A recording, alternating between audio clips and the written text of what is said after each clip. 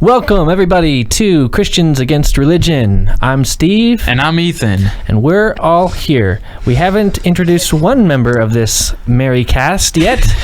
So, Ethan, who is this wonderful person between us? I don't know, Steve.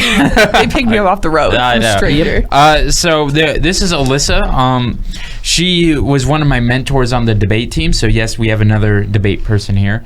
And so, yeah, I texted her yesterday. I said, hey, Alyssa, would you like to go to church with me? And she's like, yeah. And I said, well, you can also be interviewed on the show. She's like, yeah. And so she... That's the response you got? It was so here we are. I think I have it in opposite order, but yeah, it still works out. But yeah, me and Alyssa, we've been friends for what? It's going on like 2 or 3 years now. Long time. Something like that. Yep. Wait, what's it going, like 2-3 minutes now? So I would say probably like since junior year of high school for me. Yeah, I met you sophomore year. Mm-hmm. So it's I guess 3. That's 2 years. like 3-ish years. Yeah. Anyways, so me and Alyssa have talked about everything you can imagine, like I have with everyone that I brought on, and we disagree on a lot of things and agree on a lot of things as well. So it's going to be a fun day. So Alyssa, if you don't mind telling the audience who you are, what you like to do, and what your religious background is, and where you are now. All right. Well, as Ethan said, we met in debate. I wouldn't technically call myself your mentor, which is really sweet of you to say, but... Mentor. Yeah, we talked about a lot of things. Ethan has helped me through a couple things in life, and we've had a lot of religious conversations, a lot of political conversations.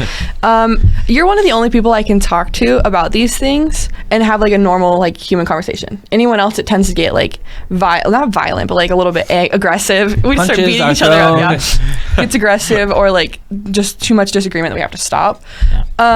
But yeah, I just recently graduated high school. I will be going to Utah State in January, so that's exciting. We'll have to do another episode because I'm actually going to be taking a Introduction to Religious Studies class up there. Ooh. So I'll be learning about all different types of religion, which is something very interesting to me. You should tell them to have me and Steve as guest speakers. We're against their entire class.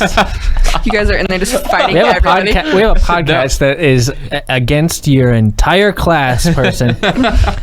Yeah, I'm excited for that though, because going into like my religious background and stuff, I grew up in the LDS church. Like my whole family is pretty much very LDS. But from a young age, I knew that was kind of not the thing for me.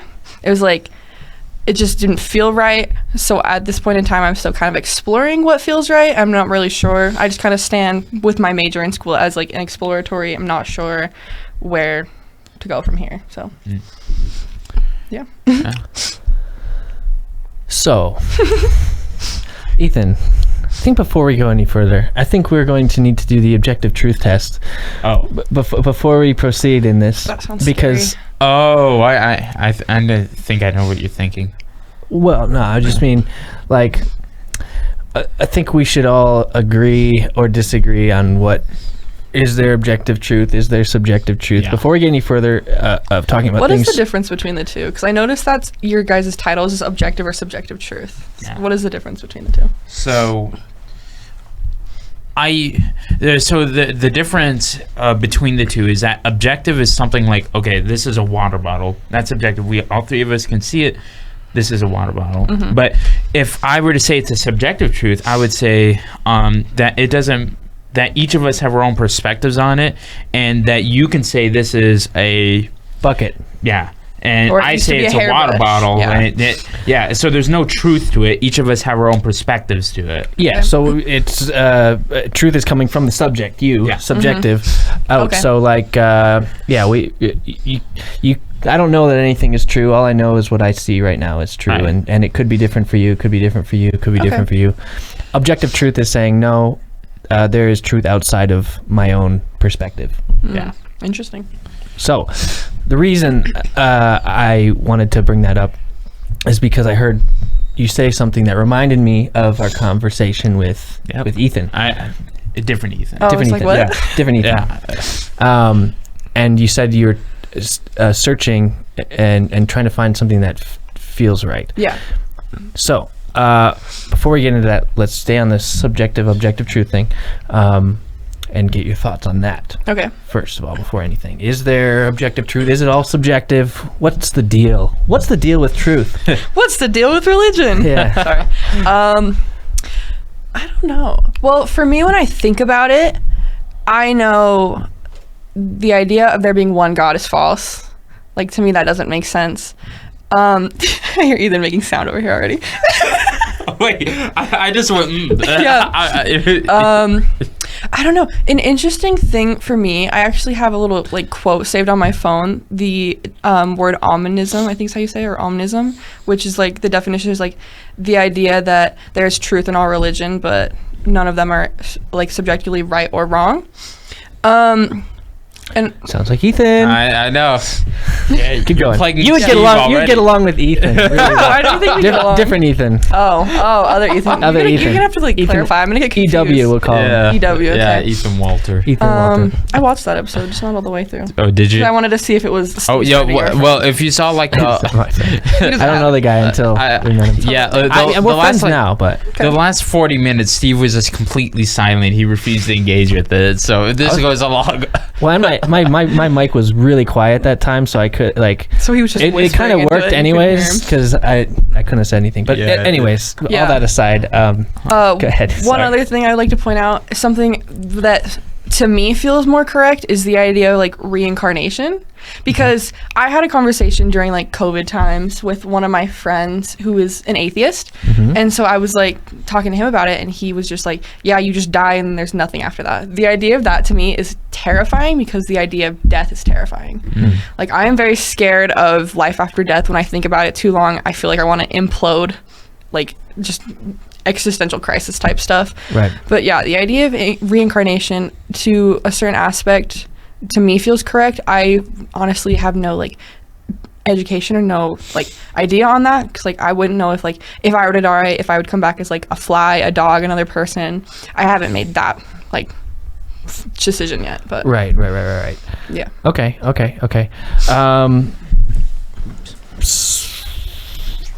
Sweet. It's a philosophical question, but I want to stick on this just a little bit at least, and then I'll let it go, and we don't have to stay on it. But I don't think you answered the question exactly. Does subjective truth or does objective truth exist, or is it all up to you, up to the individual for what is true? Okay.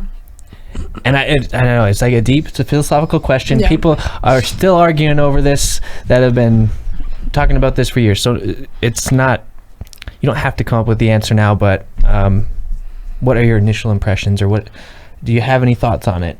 Well, I think to some extent objective truth like exists if like these things that actually happened, but for the idea of like, is there a God, or like, is Jesus the Son of God? It's like, that to me feels more subjective, just because who can prove that? No one ever really met God. But just to be fair, I've never read any type of scripture. No, you're fine. Throw that out there. The question I was going to have with that is what makes that different than anything else being objective or subjective? What, like, okay, there's a star way over in the sky that we can see. Nobody's looked at it for anything, but there's a planet there, let's say. Right? Okay, so we don't know if there's a planet there for sure. It hasn't been tested yet, blah, blah, blah. But there is a planet there, let's say. Okay. So what I'm saying is, how is something like that you can, with just an example, like something that we can't see or test right this second, different than Jesus? Oh. In your mind, because you said you made a distinction between there are things that are objectively true, but Jesus is subjective, and I'm wondering what the difference is.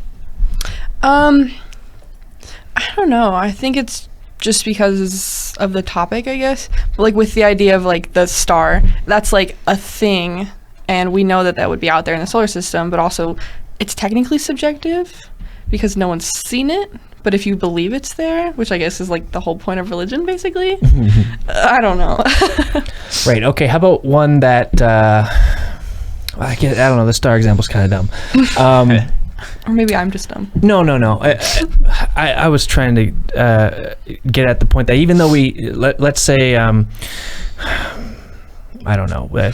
We don't have Jesus's clothing or whatever. Okay. So, but then we're saying, oh, but we don't know if he wore clothes because we don't have them, you know. We could maybe get to the point where we find his clothes at somewhere, whatever. Right. It's possible to do that, but we don't have it now. Yeah. But there is, I would suggest that there is, that he did wear a certain type of clothing, or he was physically in the world, objectively, here. Just like a planet next to a star. Yeah. Somewhere. Is objectively here. We just don't have the evidence for that yet, but it's, you know, there's other ways to infer that there is objective truth there in that. So bless you. Oh, thank that's, you. I guess, where I'm going. Okay. Well, I think in that instance, then I guess you just kind of fill in the gaps or like fill in the spaces. So it's like, obviously, no one's going to be like, Jesus walked around naked even though we don't have his clothes, because that would be kind of weird. Yeah. We're using other things to infer that, okay, he probably had clothes. He probably wore clothes. I mean, I guess inferences are like just being like, it's more likely than not. Right. So it just kind of goes in between objective and subjective. Okay. Does that answer your question? Kind of, yeah. But that's the kind of the whole point of why this question is tough, because it's how all we can do is subjectively understand things. Right? Yeah. All we can do is experience this microphone here from my from me. I can't go reach into your senses and touch the microphone, you know? Okay, yeah. So you're getting existential on me. Well, just a little bit.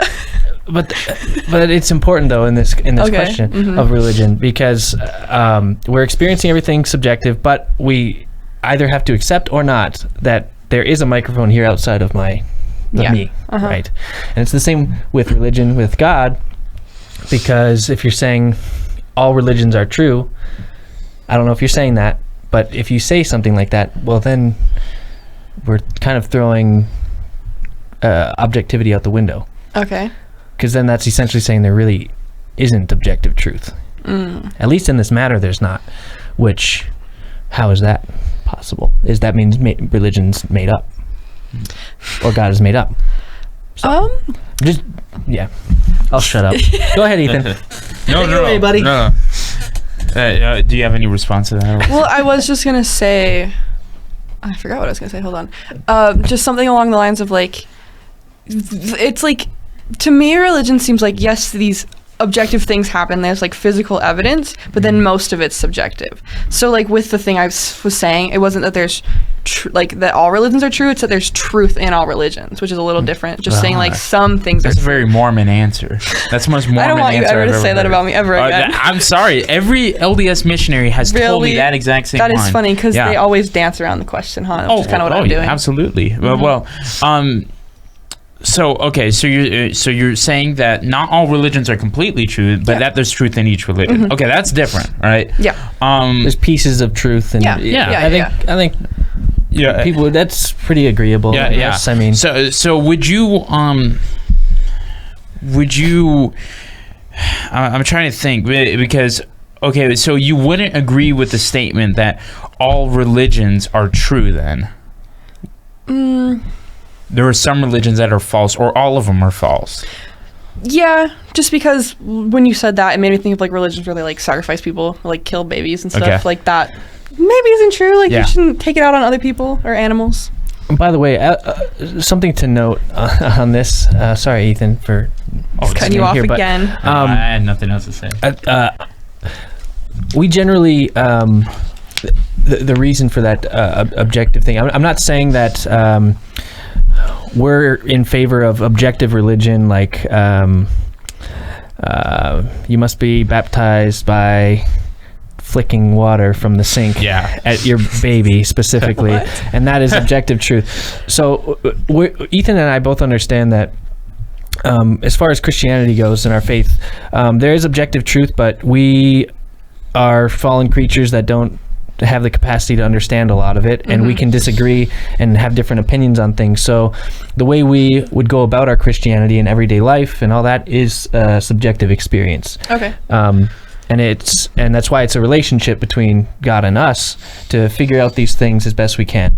So but the reason I brought up the objectivity is because it's different from saying we're experiencing it subjectively and living it subjectively, but understanding that there is indeed objective truth, because we're always trying to find that objective truth, and we have a pursuit of seeking out what are the true things. If everything's subjective, then it doesn't matter, and then the search for truth, the seeking for truth goes away, because all you're doing is seeing what feels Well, essentially, good. there is no truth. You're seeking, and you're seeking feeling, not truth. Yeah. So you see where the difference is, and that's why we're doing this little thing at the beginning. Yeah. Okay. So I have a question, and I've asked you this before.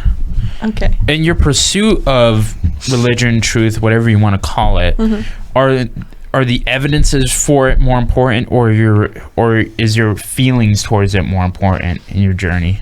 I would definitely say feelings are more important, just because growing up in the LDS church, to me, when you're growing up in a church setting that you're kind of forced to go to from a young age, it almost feels like indoctrination. So I actually wrote an essay about this in school. Ethan's read it, and we've talked about it quite a lot. But I remember at some point in time when I was starting to get older in the church and starting to go to like the church activities, realizing that like this doesn't align with how I feel, and like I felt nothing from it pretty much. So when I try to think about like my beliefs or my religious standpoint, I guess I just want to know like what would give me a feeling that there's like something else, because so far it hasn't happened.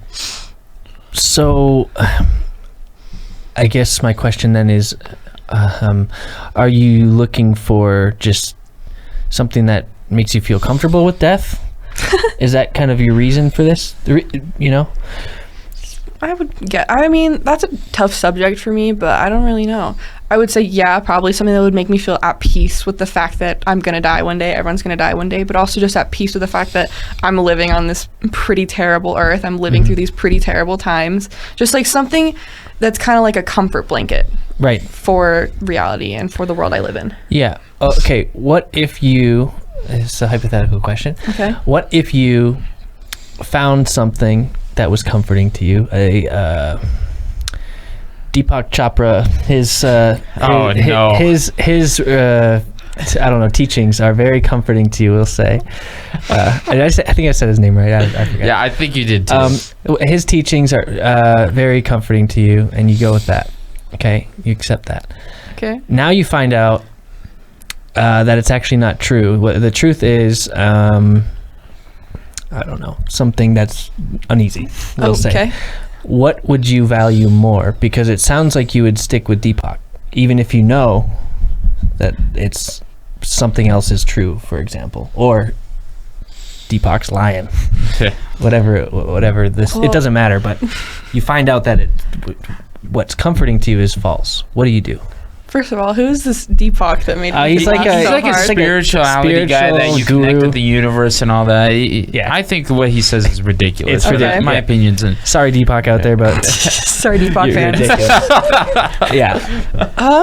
That's an interesting scenario. I'm not really sure, because another thing that made me think of is with the idea of like my comfort with something, and like the feeling of belief, or like the feeling of knowing this is true for me, also has to tie into my values, especially because you said true for me.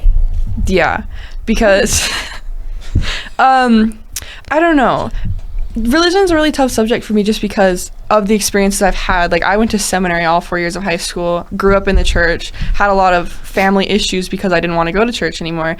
I'm like at a point where I'm currently not trying to like expand that, but at the same time I am in a way. But like, so certain things are like subjects for me that I don't like to touch on, which is why I'm taking that class up at Utah State about all religion, just to kind of get a feel for everything. Okay.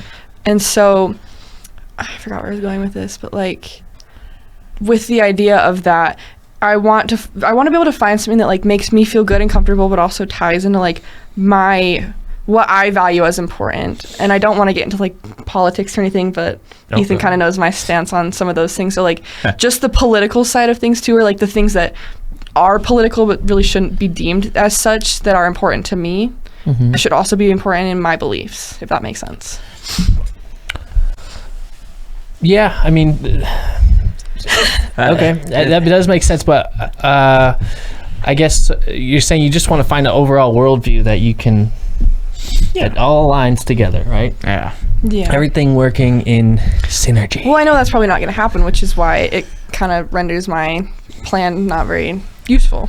Well, you said something earlier that it doesn't make sense that there's only one God. What's your reasoning behind that?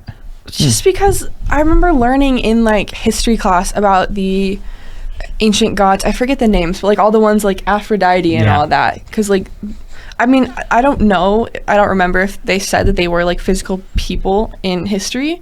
But just because like, to me, the idea that there's one God kind of just ties into the idea of like, not dictatorship per se, but like the idea of worshiping one person to me is a little crazy. Yeah. And they're gonna get to some Christopher Hitchens stuff if you guys know who that is. I don't.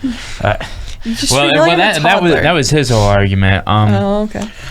But continue though. Sorry. No, that was it. Oh, that was it. Yeah. You just don't want to. It feels like a dictatorship with one guy in charge. You're saying? Well, not really. It feels a little like weird to me to like worship one person or like as opposed to multiple people. I guess so, yeah. Just because it's interesting to me because the whole way I kind of view religion is in the same scope as politics, especially with the world right now. So like the idea of like there being multiple people running our country or multiple people in charge of our government, the same thing kind of makes sense for a religion. Multiple people there, so it's like multiple perspectives, I guess. Right. So, but you know, the problem with dictatorship is not the fact that they're a dictator. It's the fact when you have a good dictator, that's all right. Yeah. But the next dictator is probably not going to be so good, and that's where the problems comes in, and that's why, in terms of politically, a democracy or a republic is the best option because you can vote the bad person out and keep them out of power.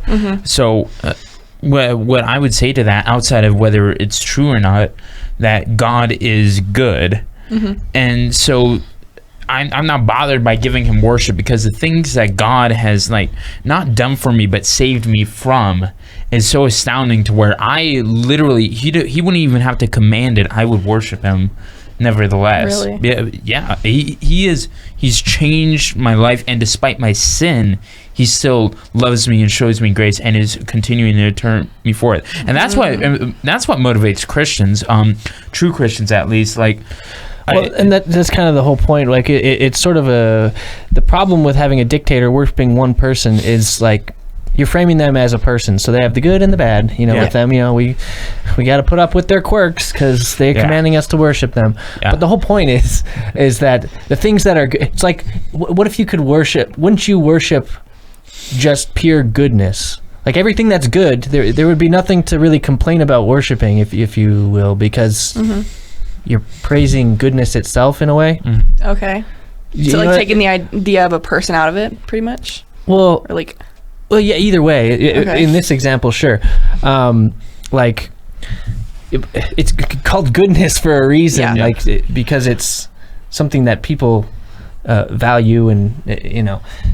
So the point is, it wouldn't be like a struggle. Oh, I have to worship this freaking thing. Yeah. It's not like that, if that makes sense. I guess then for me it's more of like a personal struggle because I don't the idea of like worshiping one person or like one thing I guess doesn't sit well with me, if that makes sense. I don't know, because like everything you just said, like that makes sense, and like that like that's fine for you if you feel that way, it's right for you if you feel that way, but like that I don't think that would ever feel correct to me. If that, I don't know. So I guess the difference between you and I would be that my feelings I really do have to ignore.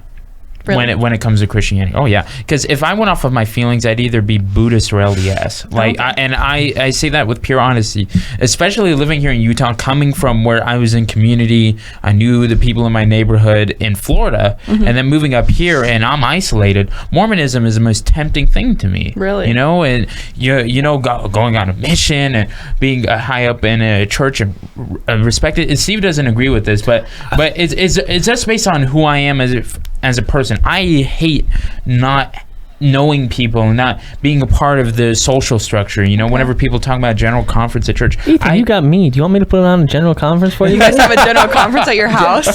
Jesse and I will dress up. We'll rent out the entire auditorium. and you'll be the only one in the crowd. Oh, no and we'll way. come up and Pray speak like they do on the in rules. the black church. How you always tell us? You gotta sing like No, go ahead, Ethan. But you know, like in a sinful way, that is really tempting, especially when you're a young teenager in a new state with an entirely different culture. It's very tempting, and so my feelings would leave me in some sense, right?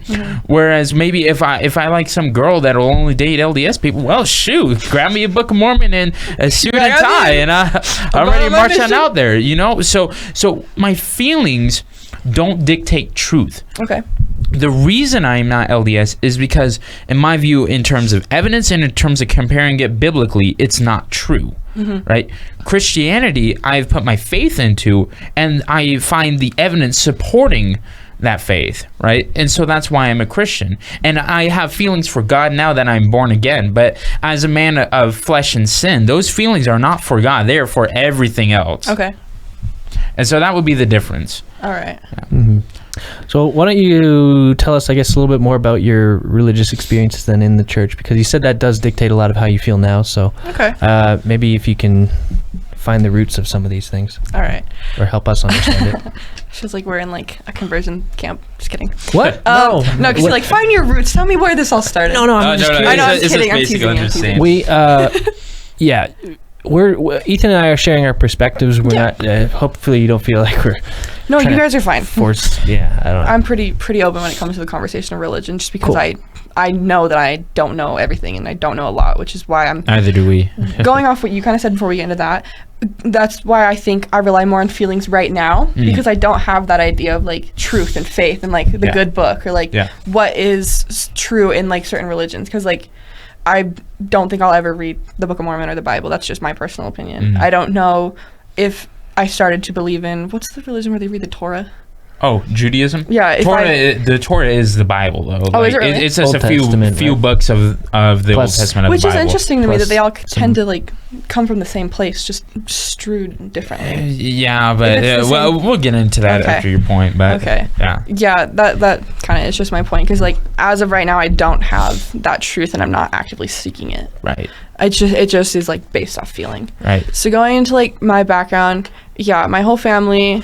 My parents are divorced, but interestingly enough, they were both raised pretty religious in the LDS church. I think it's because they've never really left outside of Utah. They were both born here, probably die here.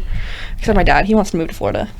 He likes the heat. Ron DeSantis? That's his reason. No, he likes the heat. No, that's Ron. It's Ron. I talked with their dad. It's Ron DeSantis. I don't want politics out on the internet. People are going to come for me. Oh, no, everyone only comes for me in the comments, and then every once in a while they'll say something snarky to Steve. That's funny. They're always nice to the guests. That's good to know. Oh, yeah. No one's ever like been mean to the guests. In fact, every time we have a guest on, they criticize me and Steve and not the guest. Yeah, that's true. And then if we say anything, like, they're like, hey. That's not nice. Stop it. Do you think I'll criticize you now? Are you guys like actively thinking about what you're saying because of that? No, we don't care. We don't self-censor around here. No. I mean, kind of. I mean, if it's a genuine criticism from a brother in the faith, I will listen and consider it. Okay. Like there was one from the Sterling Stalker. Yeah. That's a scary name. Yeah, I know. That's why I hesitated. I'm like, let me make sure I get it right. Maybe that's his name, dude. Yeah. Sorry, Sterling Stalker. And he comments in every video, so he'll comment about that. But there was one criticism he gave to me that I genuinely thought about, and I still need to respond to it. Then I'm like, okay, that's a fair criticism, you know. So some of those comments are helpful, and then other ones you just have to laugh at and then ignore. We read each and every comment, by the way, so make it count. Make your comments. I only respond to a couple of them. We don't respond to all of them, but we read every single one. We look at them, and they take them very personally. So be nice. No, I love it when people comment. No, just do whatever you want to do. Be mean. Especially on Ethan. On the old show, it was a lot worse. Shut up. The old show? Oh, yeah. Yeah, it was. That's right. This is the dumbest Christian conversation I have ever heard. My 10-year-old knows more about the Bible than you do. Oh, boy. And I said, well, have your 10-year-old on. Yeah, that's exactly what I said, and they never responded. They said, okay, let's go back to what we were talking about before. Yep. So, yeah, raised in the church. The first real memory I have of it, because for some reason, I remember one day I woke up and like all of my past memories were gone. It must be something to do with trauma, but I don't know.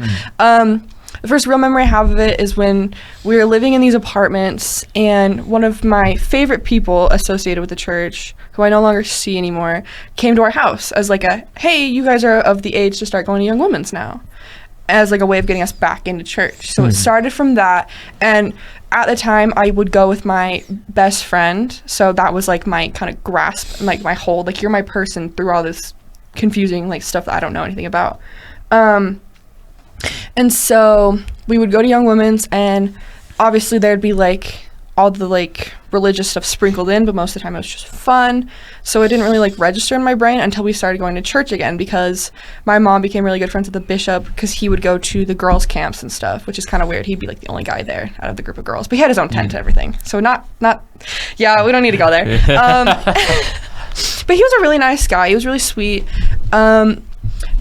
And just to mention too, I was baptized, and I always got blessings before going to school and everything. And I remember my mom sitting in the bishop's office just crying every time for whatever reason. I don't know why she gets so emotional about religious stuff, but I guess it makes sense. It's a Mormon thing. I'm serious. They all cry. Oh, during the testimony service. Oh, for real? Church. Oh, it's a Christian thing God. too. Oh, yeah, absolutely. Don't you worry.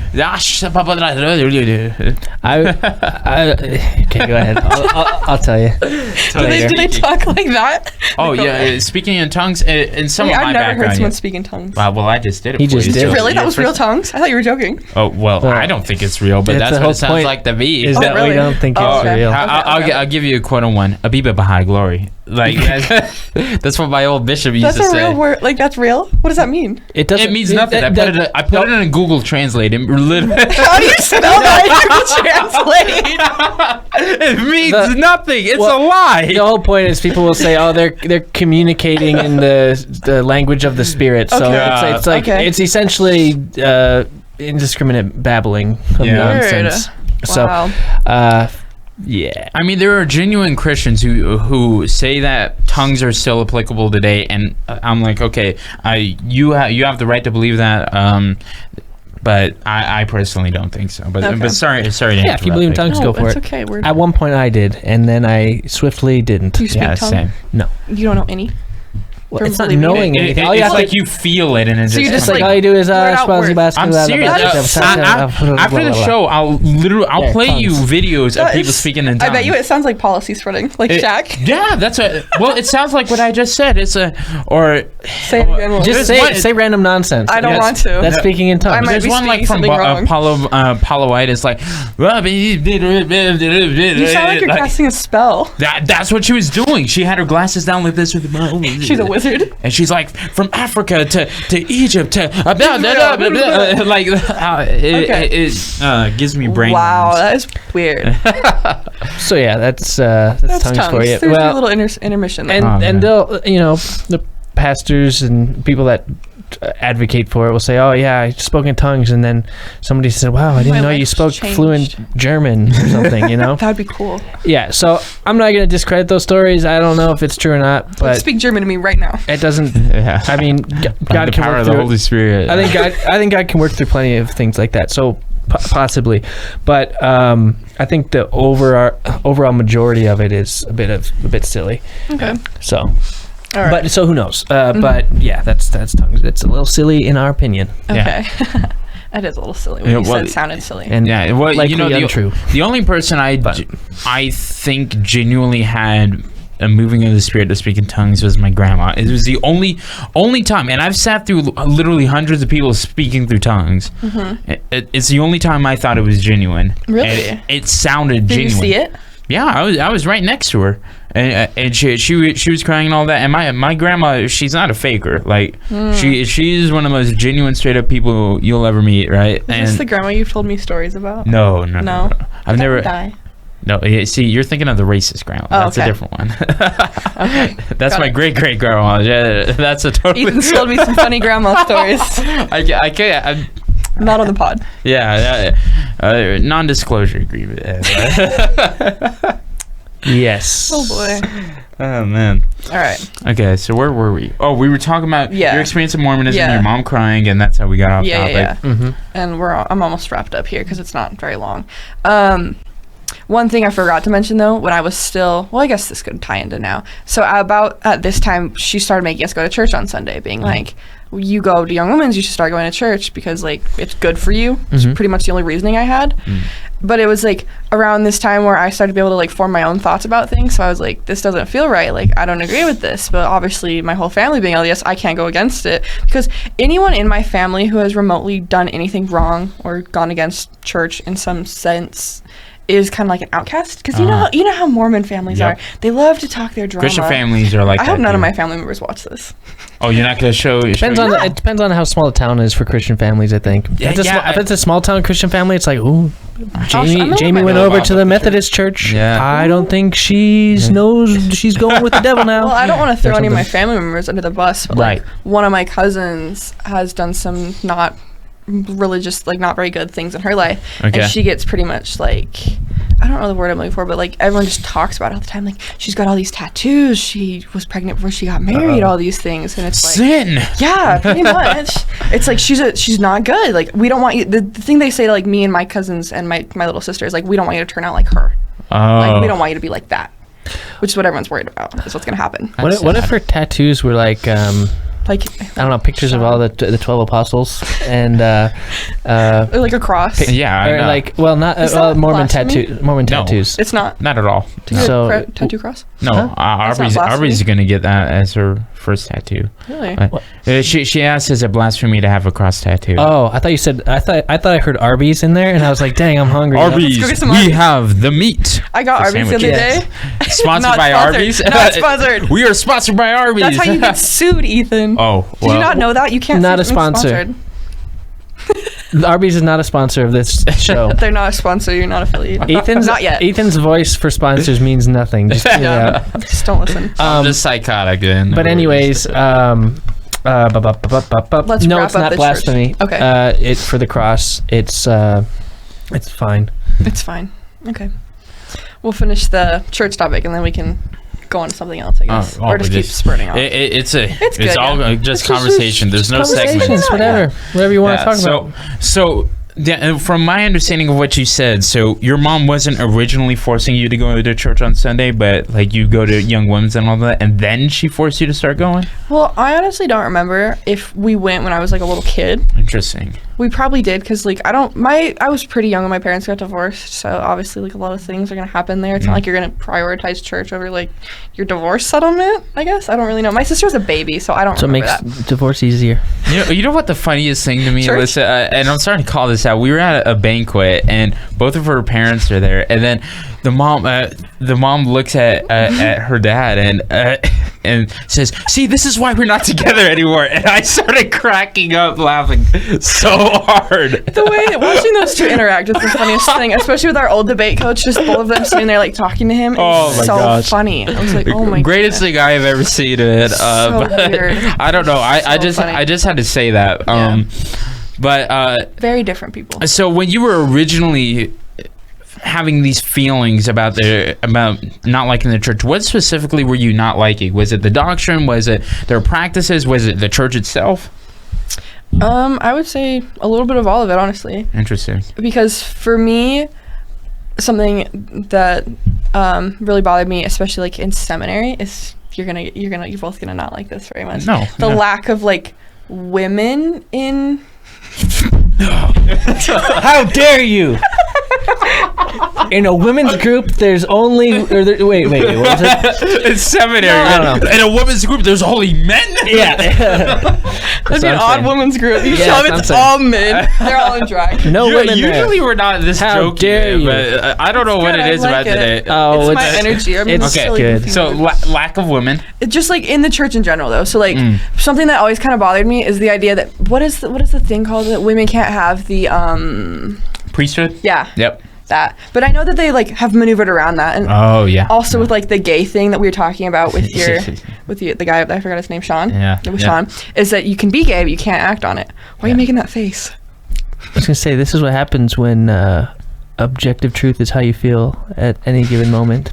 Why are you looking at me like the that? laws change. The Yeah. laws change. Well, That's what I'm saying. And I was talking with him before that, how the LDS Church, like a couple years ago, came out and said, "Hey, kids of gay people can't get baptized," and then they and then they reversed it. I don't know when. I feel like it was this year, right? And then we were talking about that in humanities class, and everybody's like, "Yeah, the church reversed it. So what the hell's the matter with it?" And it's like, well, I mean, you do have a prophet of God, quote unquote, and he's just contradicting himself. Like, you can't say on anything because it's a corporation. Yeah, that's what it is. You gotta have good PR.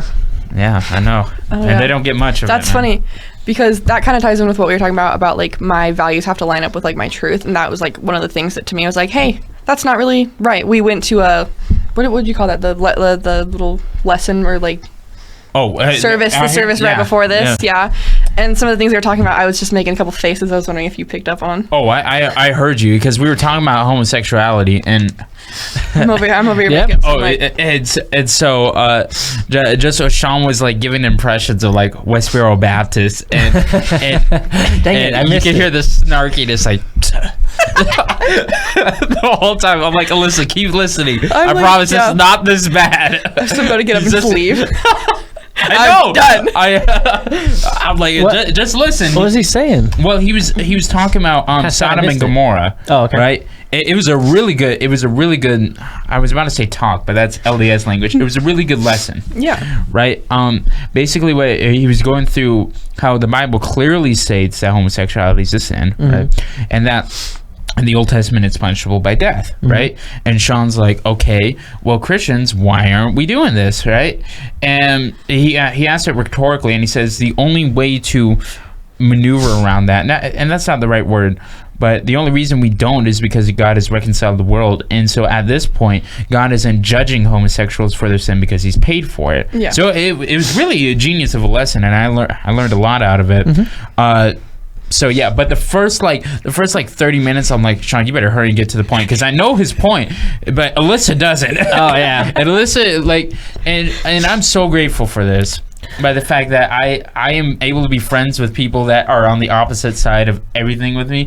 Alyssa is the biggest feminist activist you will ever meet, and it is the funniest thing to me. And I'm like, Sean, please hurry. Okay. Hurry, get to the point, man. Oh, that's funny. So, well, that's it's good that he did it that way, though. You have to emphasize what it says and what and make the point that, okay, this is punishable by death, how serious it is, and then say, well, why aren't we doing this? Because if you want to be a literalist and take everything literally and judge people by the letter, you're gonna have to kill homosexuals. Wow. So it's kind of gay, if you ask. Yeah, so no, you know what, one of the questions I had during that but I didn't want to ask was, if Jesus died for our sins and being gay is a sin, was Jesus gay?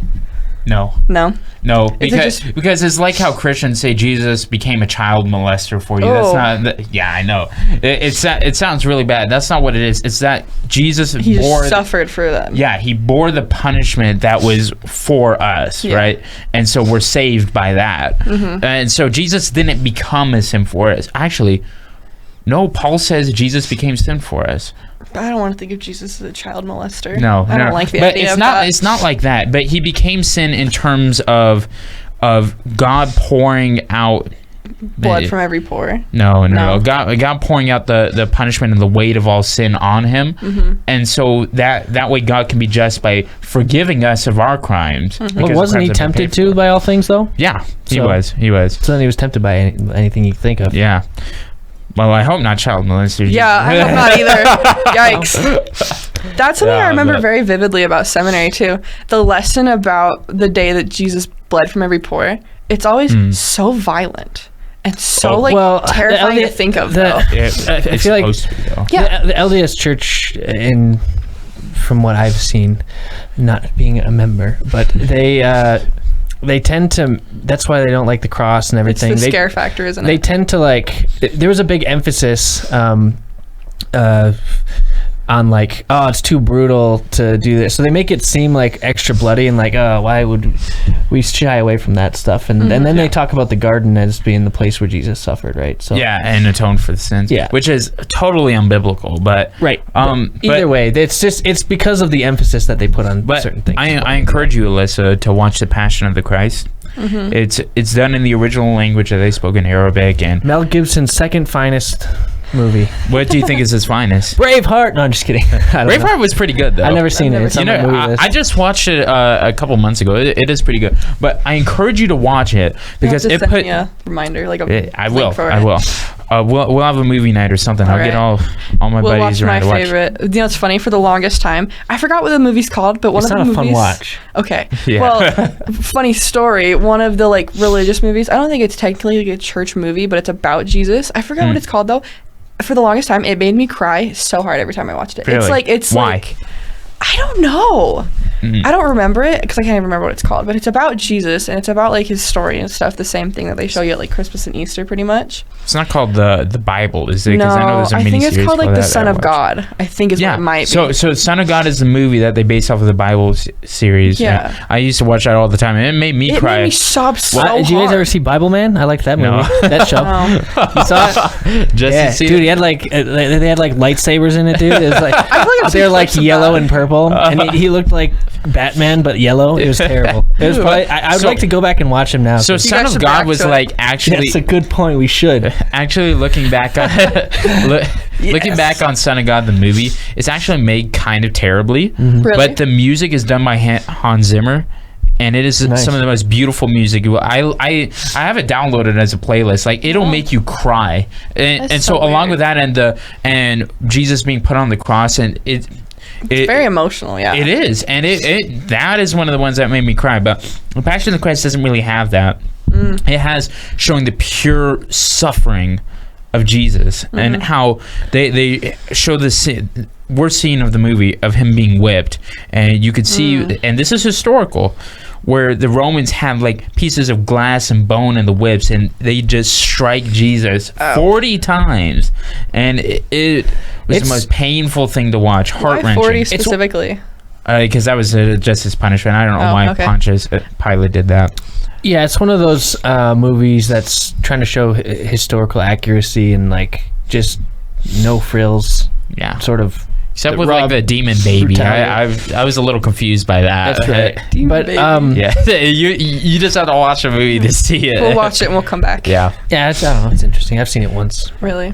Yeah, I've watched it like 3 I would times. never watch it again. Probably. Really? Why? I don't know. It's like I'm very specific with movies. Yeah, I really want to like.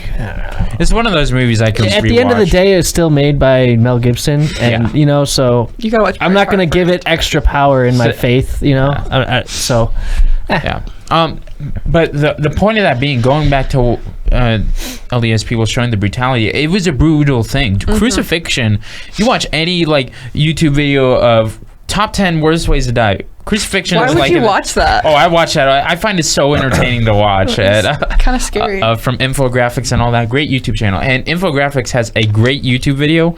If you're denying the resurrection, on why the resurrection is true, watch their Is the Resurrection of Jesus Real video. Amazing. They state all the evidence for it.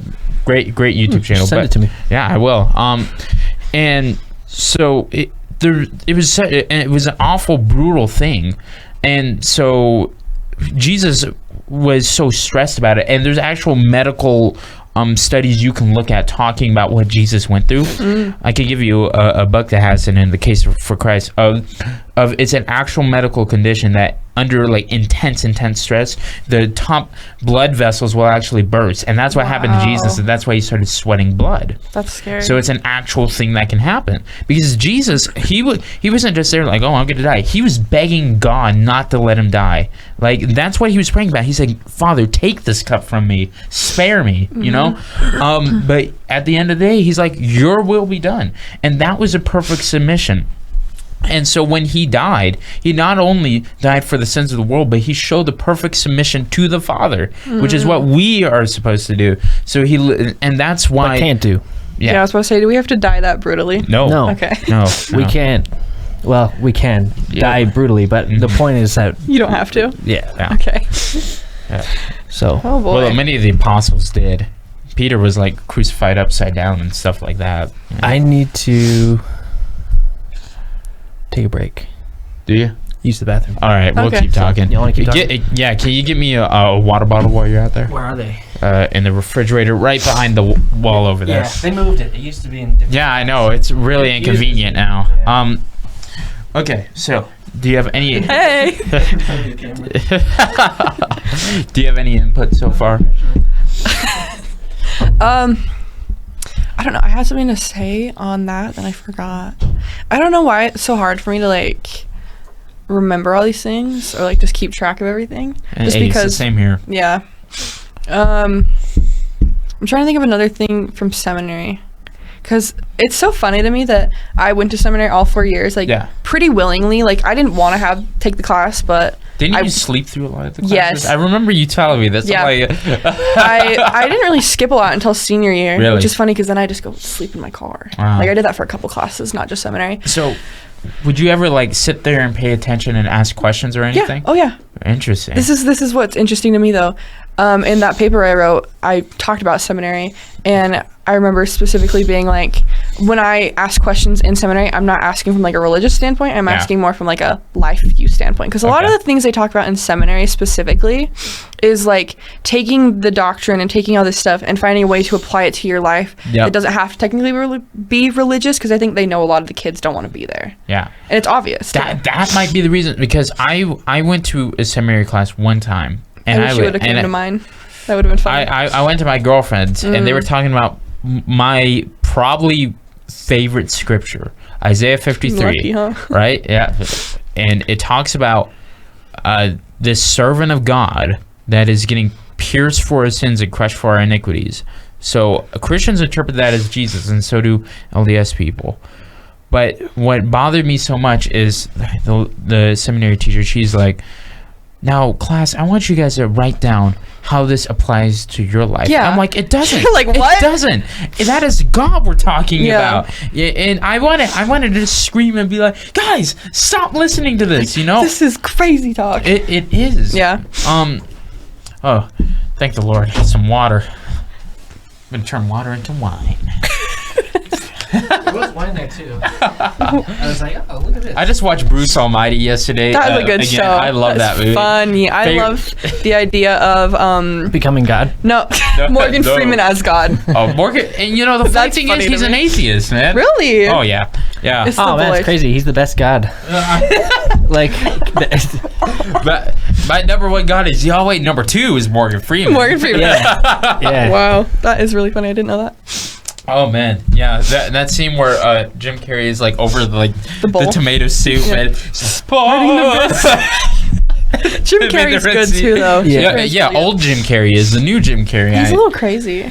Oh, he is, but that made him a great actor. Did you see that video of him getting kicked out of like the movie section at some award show? No, I did For not. some reason, that keeps popping up on my feed all the time, and it's so like awkward to watch. Is it? Yeah. is it? Let's summarize. What are we Shall we? summarizing? Oh, are we done? Well, what else did we have Oh, to talk jeez, this would be like we were the talking about shortest interview seminary ever. before you left. about? Oh, how long are we? Where we're at? About an hour. Wow. Well, Good. Pretty good long. I had something I wanted to ask to prolong this, but Go ahead. now it's slipping my mind. Alyssa, do you have? I didn't have any questions more so far? things to Yeah, nothing ask else. about. So, So okay, I guess what we convince if someone presented you with a religion, let's take Islam. Is there anything they could say to convince you of that religion, or is it only I feel good about this or I feel bad about it? It's hard to say without knowing like all about Islam, because Yeah. I really don't know anything about it besides like it's a religion. Okay, we'll take Mormonism then. Okay. And then ask your question again. Sorry. Okay, so imagine sitting here trying to think about it. imagine I'm Joseph Smith, Oh, okay. and I make the prediction, which you made, that Jesus is coming back in 1891, right? And Jesus comes back in 1891, right? Okay. If you're sitting there with that evidence, right? Would you be like, okay, I'm gonna believe this guy, even though I don't feel good about him? Probably not. Really? I just like as of right now, I just have no desire, even if it is like the truth sitting right in front of me, because it's just like I don't really care. I mean, I like it kind of goes against everything we said though, because like I'm afraid of death and everything, but like because at this moment I just have so many other things going on that it's like it might not, like it just doesn't really apply in my life, which is interesting. Didn't you say you were afraid of death though? Yeah. What makes you think that you're gonna have time when you get less busy to think about death? That's a great question. I don't know. Because Alyssa, and I'm being totally frank with you, something that I had to learn last year when my friend Josh Kirby died, who's the healthiest guy, shredded beyond belief, nicest guy you will ever meet. He died of 2 strokes. Yeah. Right? Just random? Someone told me, and I haven't confirmed this. I really want to get his mom on the show, but it was from him being really dehydrated from a flu, and I don't know the second one, but he was born with really bad heart problems. And so once he got some type of heart surgery to fix that. It was either a valve replacement or a heart transplant. I can't remember. Clot in it. He had that transplant for 3 years before he died. And so like after he got that transplant, he could finally work out and all that. And so that's why he got beefed up. And he was the hardest worker I ever knew because of that. But my point of it is that you could die at any moment. I think about that all the time. Yeah, and I think of it because I've lost a lot of people, right? And a lot of people that out of the blue, you know? Yeah. And so that's why a lot of Christians are like, hey, you got to think about this now, because death is approaching. We don't know our hour, you know? And so I encourage you to think about that, though. It is definitely something I will have to like spend more time on just with myself. It's just at this point in time, it's not something I've spent a lot of time on, and it's not something I plan on spending a lot of time on. Even though if I were in religion class, even though if I were to die tomorrow, I guess that would suck. But to some extent, I would just have to be okay with it because this is where I'm choosing to be right now. If that makes sense. I don't know. So, you on what basis do you think that there's something after death, if you think so? It basically just fear-mongering. Feeling of like, I don't believe that there's just nothing, that you just die and it's just dark, because that to me is terrifying. I don't know. That's interesting. Yeah. Man, I have a question for you guys, actually, that I was thinking about. Go for it. Before I do that, though, I just wanted to bring up one more thing that happened in my past that I think is really funny.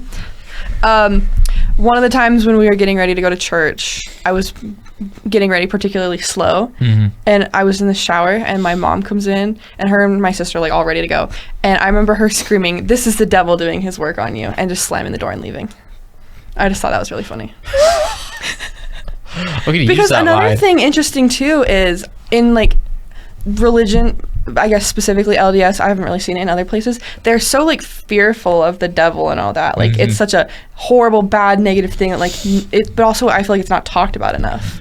So wait, what's not talked about, the devil or in the devil religion? Oh, in the LDS religion. Yeah. Okay. I was gonna say the devil's freaking everywhere in like, pop culture and stuff. So here's the thing with Mormonism, and then I'll get to my perspective on it, is that Mormonism doesn't talk about their doctrine at all. I've had people come up to me and say, Ethan, Mormons believe in one God, there's not multiple gods. I'm like, that's not you. Joseph Smith sure didn't say that, and your church does not believe that, right? Or some things along those lines. They do not know their faith, right? As opposed to the devil, and me and Steve would agree that when Christ came back in 70 AD, Satan was thrown into the lake of fire, and that the evil that happens today is on our own accord. You know, I mean, there's this perpetual darkness that we love. We as humans love the darkness, and it says, and John chapter 1 agrees with this, that we run towards the darkness, but there are those of the light that follow Christ, right? So most people are, there's no good person. I don't believe in good people. I believe in evil people that have the ability to do good things, right? And that's why I think we need a savior. The devil was the person that tempted Adam and Eve and brought the fall upon the world. He is an extremely evil and important figure in the biblical narrative, but I don't think we need him to be evil. I think it's of our own accord. It is of our nature to hate God. Because he did. Isn't it also like something he I remember did. learning? Right now. He did. Satan did. Say that again. At one point, wasn't he also like, when God was picking which one of his sons was going to go down and like do that, wasn't he like whoa. That's Mormon doctrine. That is not Christian. Yeah, that's what I was wondering. So Jesus how does the is idea God of in Satan- Christianity. Really? In Mormonism, Wait. Jesus. What was this Mormon thing? Well, she said when God was picking which one of his to send sons, down. his spirit children, to send down and be Jesus. That's Mormonism. Mormon is all get out. Really? Yeah, that is not not Christianity. You will find no Christian on earth, true like Orthodox Christian. I had to make sure it wasn't my mom calling me. That would espouse that. Interesting. Yeah, and so for us, Jesus has been God eternal, right? He has always been God, and so it was Steve and I would have a bit different of picture of this, but it was a submission of will to go down and pay for the sins of humanity, of his will. Now, the devil in Christianity, it was a fallen angel. Okay. God doesn't have spirit children. He doesn't have sex. He's not made of flesh and bones, right? Jesus is, because he took on human form. And so, that would be the difference. The devil was the highest angel, and he wanted to be God. And so his rebellion against God is why God sent him to hell, or the lake of fire, or wherever you want to put it. I think in Mormon doctrine specifically, they call it the outer kingdom. Outer darkness. Outer darkness, yep. Yeah. They say only that sons of perdition. They say only Satan and Cain are in outer darkness. Yeah. And if you speak against the church and don't... Yeah, if you apostatize against the church. Oh. But all that's not happened yet, right? So nobody's there beside... That would make sense that nobody's there yet. Yeah. Because we have to wait for the 1,000 years. Yeah. I learned all this in that... with the Lizzie interview. How all the mechanics of afterlife works in Mormonism. Maybe I met with a Mormon missionary, and I think he was disagreeing on the eternal regression of gods. Really? Yeah, it was funny. Yeah, it's just like they're denying their own doctrine. Nice It's always changing. Yeah, I told him like to we said, they watch the dance around it a podcast. lot. No, I know. Well, you know, under like Brigham Young and all that, he said if you do not practice polygamy, you will not enter the celestial kingdom. Which is why in Mormonism, or marriage too. You can't enter the highest. Yeah, well, that's what it is now. It's not polygamy now. Polygamy is bad, even though it's in the church. Yeah, and even though it is a spiritual principle now, you'll have it in heaven. But again, everyone, another thing I did not like. Everyone our age would say, "Oh, that's not true." Or they'll say, well, polygamy's in the Bible. Well, it was never commanded by God. And so those are just interesting points on some tangent. But what was your question for us? Okay. So in the Mormon church, they talk a lot about the second coming of Christ. Right. And specifically with the times now, they're saying a lot of the things that are happening now are lining up with Jesus or God's second coming, or whoever's second coming. Yeah. So in Christianity, do you guys believe that he has already like returned to earth, or that the second coming is still going to happen? Depends on the Christian. Most 90% of them will believe that he's coming back soon, and we're in the end times now, and Biden is the devil or something, or the Antichrist. Okay, maybe not that, but well, hey, there's a fringing of them. Yeah, but like most Christians would be saying, you better be watching. Look, all these hurricanes that are happening. Yeah. That's the disasters. Ethan and I take a less popular approach, but I think a more accurate approach as far as history goes. We would say that Jesus already returned in 70 AD when Jerusalem was destroyed by the Romans, which is a historical event. You can look it up. So what does that mean for the world now then? Like, is anything else supposed to happen, or we just live on with this life? Like, what does that mean? Yeah, so that's like the number one question whenever it's brought up is like, well, what now? What now, though? Yeah. So now, I mean, we love and we have faith and we live our lives, and then we have our own rapture when we die. Yeah. Okay. And so for me, I look at it as, I always tell people, I don't know what the purpose of humanity now is. I know what the purpose of Christians now is. So just to continue growing the kingdom, showing love for God and for your fellow neighbor, and sharing the gospel with people, and they too can be a part of the new kingdom with God, the New Jerusalem. But we're not preparing the path for Jesus. You to think come it's already back. there? That's already come back. Yeah, we're already here. So because and what I wanted to bring up with your dad, but I refrained myself. The passages in the Bible, especially Matthew 24, that lists all these things that are going to happen before the second coming. You know what Jesus says at the end of that? What? He says these things are going to happen to this generation. yeah, within a generation, which is 40 years in that time. And he said that in 30 AD, 30 plus 40, 70. Wow. Yeah. That's, I think, the strongest evidence against actually a lot of the LDS doctrine is preterism in general and the return, because I just find so everything's being prepared for him coming back now, and that's kind of the point of all of it. And if it's already happened, then there's no point. And that's So and it makes a lot more sense of the things that were said in the New Testament and all the reasons that they were trying to prepare the church and give the rules to, about women not speaking in church, because you've heard that one, right? Where he said women don't speak in church, and then now men in Christian churches will say now women can't be pastors because of that verse. But really, they were just doing that because when people were converting to Christianity, they were going all crazy, because of this freedom in Christ that they had, and then they were causing problems and drawing attention to themselves, where the leaders at the time wanted to kill Christians. So they said, "Calm down! Don't be making all this noise and ruckus. We just." It was very stringent, and I was talking with my mom about this, where she was listening to this lady named Jackie Hill Perry, which I do encourage you to listen to because it's talking about today. She used to be a lesbian, really, and so basically all of her preaching surrounds that.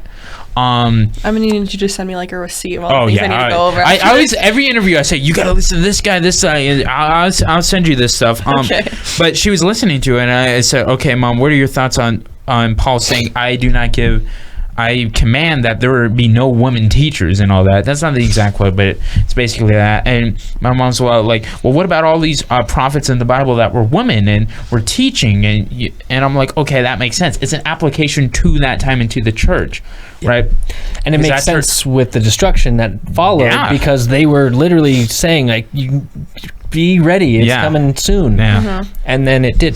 And then all the genealogies were destroyed, completely God wiped everything out.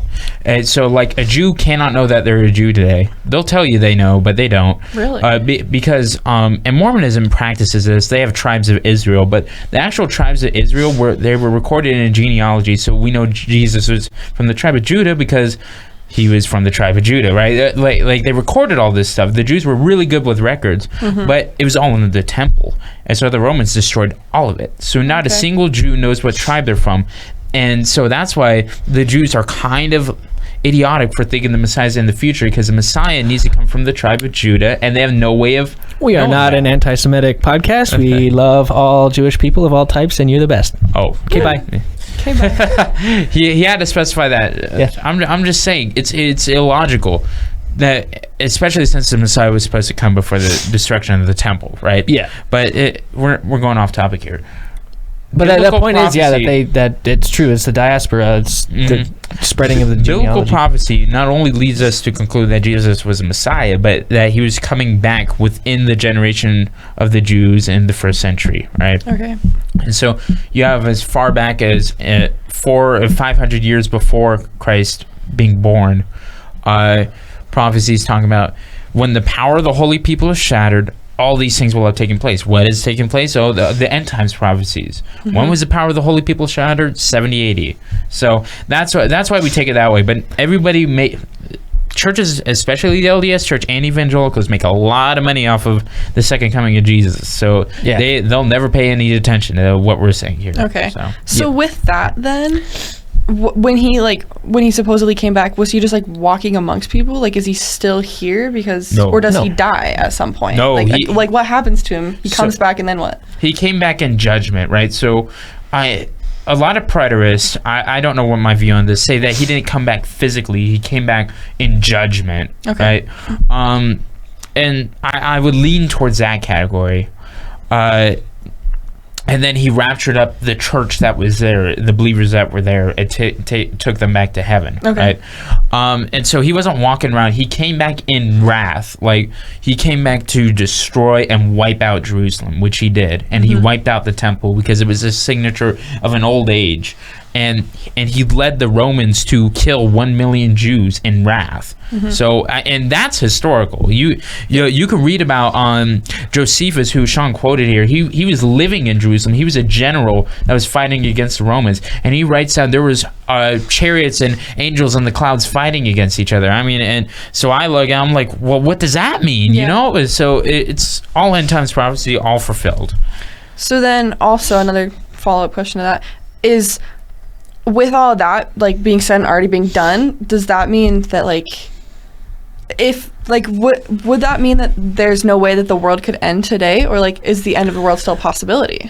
The world can end. I mean, we might kill ourselves, destroy the world ourselves, or climate change or whatnot. Or like a freaking meteor might blast in the earth and kill us all, wipe us out. That's all possible, but it doesn't speak about any of that in the Bible. And in fact, it does say the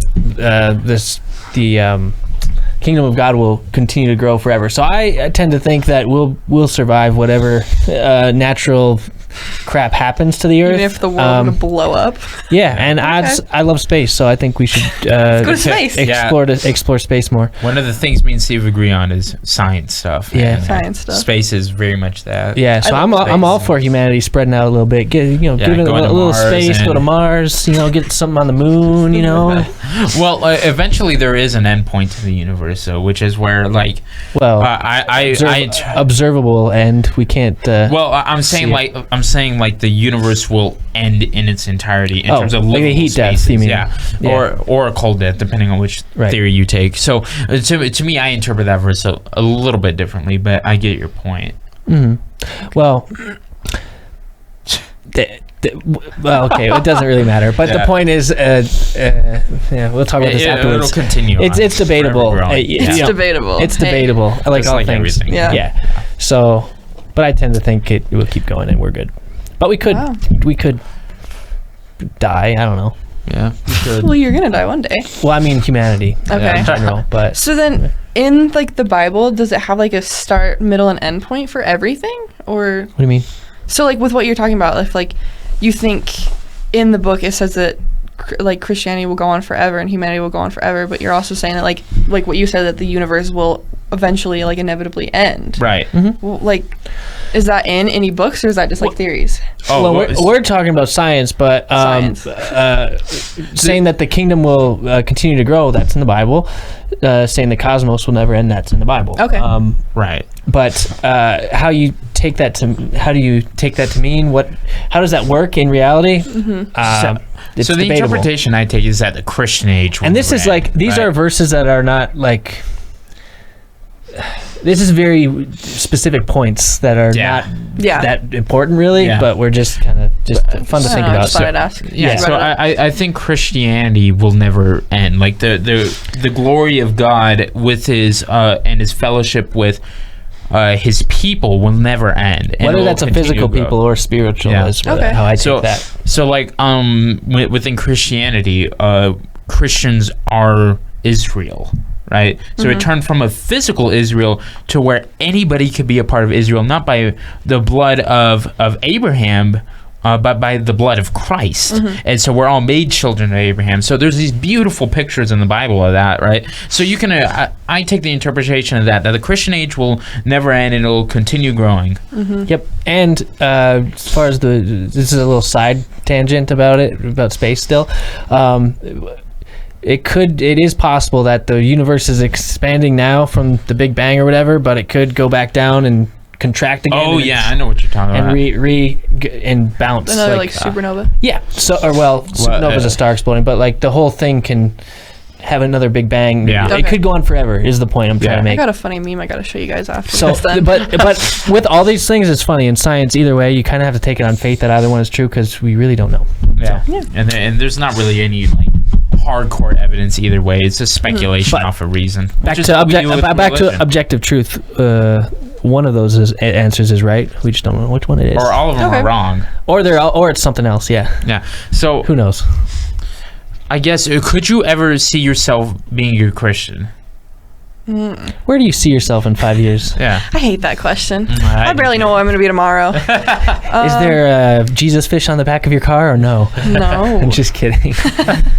I don't have a Jesus fish on my car either. So Me neither. Yeah. Isn't Shaq has one of those though? Isn't that Yeah, like it's Catholic? more of a Catholic. Yeah. It's not I don't completely know. Catholic. It has some legendary developments within Christianity, but evangelicals have it too. I just mostly see it with Catholics. Well, to answer your question, honestly, I don't know. As of right now, I'm just trying to live day by day, see where that takes me. And if that one day in the future changes where I start thinking about my place in the world and all of this religious stuff more seriously, then we'll make sure to let you guys know. Yeah. As for, just because kind of wrapping things up here, as for the things that I talked about today, I just want to say, like, I think the LDS church is flawed, as we've talked about, and like I think most other churches are also somewhat flawed, because as we said, like no church is perfect and there's not truth in just one. And just to take everything with like a grain of salt, just because I wasn't trying to offend anybody, and I'm just trying to figure things out, you know? I was trying to offend you. Your church sucks. And we think Specifically to your you. church sucks. You, the one that's watching me right now. You. Specifically you. Your church sucks.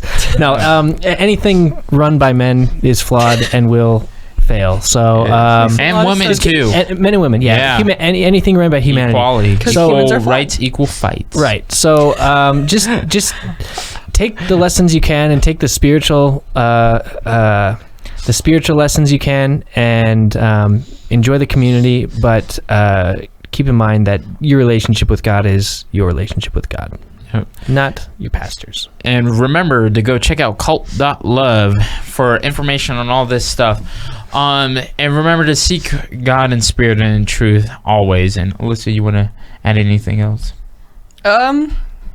Just live your best life. Don't kill people. Don't do things that are ultimately wrong. Oh. No. Come on. That's for another episode. We will remember this. That's for part 2. Coming back, I promise. That was a I'll come back doozy of a after I sign take off. was it really? Well, Ethan and I have a couple questions.